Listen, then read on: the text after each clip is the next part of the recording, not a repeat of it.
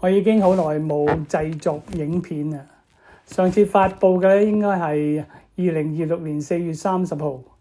呢一段時間咧，因為我左邊嘅膝頭哥咧係扭傷咗，主要係因為我打得太多波，仲加上咧缺乏咗預防性嘅治療同埋鍛鍊，導致膝蓋嘅受傷。咁你可以知道啦，我自己本身係物理治療師咧，都會有犯呢啲問題嘅時候咧，我知道大家咧都會嘅，所以咧就互相鼓勵啦嚇。喺2025年7月28日咧發布第一個視頻之前咧，我花咗6個月嘅時間去學用開源視頻編輯器，就 OpenShot Video Editor。幾個月嚟咧，我一直花咗好多時間準備 YouTube 視頻。好不幸嘅咧，就由於我唔係好識用電腦啊，所以製作呢個蘇氏運動咧嘅影片咧，需要花好多嘅時間。我甚至咧冇喺瞓覺之前咧做我經常要做嘅膝蓋鍛鍊運動。咁咧喺2025年10月咧，我返香港之前咧，我嘅左邊嘅膝頭哥咧就出現咗問題，咁咧亦都影響咗我嘅旅途。咁咧感謝上帝啦，最後我都完成咗。喺我去香港之前咧，我已經準備咗唔少嘅視頻，所以咧即使係放假咧，我都可以發布。在經歷咗左邊嘅膝頭哥咧嘅問題咧，我更加重視去照顧自己，因為如果我自己身體唔好，我又點樣去幫助其他人呢？咁所以咧，希望大家咧就理解。喺2026年4月度假翻嚟之後咧，我就冇再發布新嘅影片啦。現在咧，我會慢一啲咁嘅去做。而我瞓覺之前咧，我就唔會做嘢噶啦，我就會做自己嘅膝蓋嘅運動同埋治療。我需要自律，希望大家都能夠學我咁去自律，咁就唔會有咁多嘅問題出現。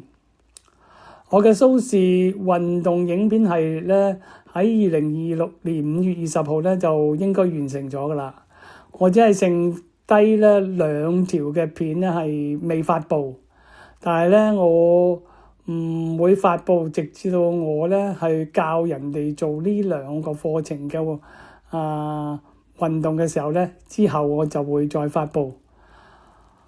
我嘅左邊嘅膝頭哥咧一直都有問題，每次打完網球或者係行長嘅時間行到長嘅時間嘅時候咧，都會加重嗰個嘅痛。咁咧，大約1個半月之前咧，即係喺2026年5月20號咧，我終於咧就決定大幅咁減少我網球嘅運動。如果唔係咧，我就冇可能咧完全嘅恢復。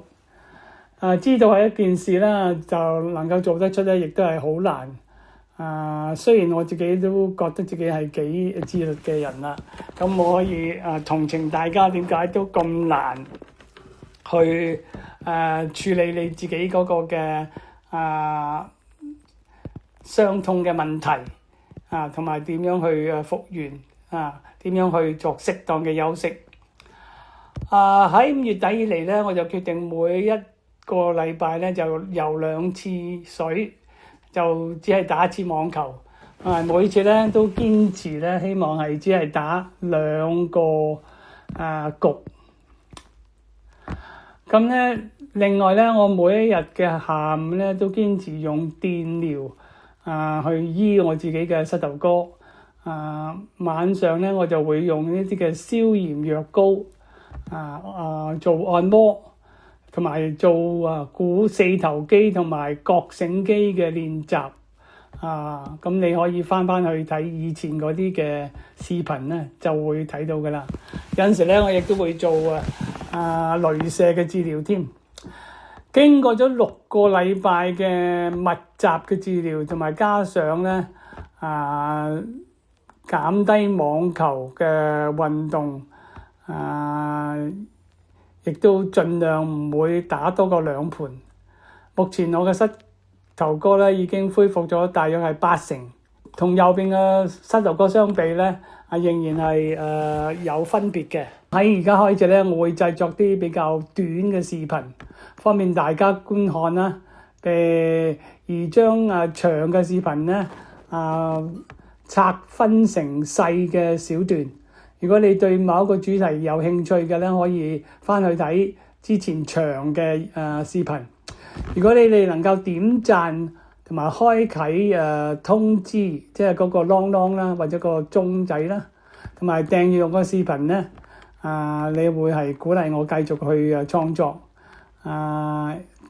我好着重講嘅咧，我做呢啲咧唔係為咗錢，可能會包含一啲同物理治療冇直接關係嘅視頻，但係咧又係對於你日常生活實際嘅健康同埋健康嘅體魄咧係嘅話題咧係應該會有幫助嘅。好，多謝大家。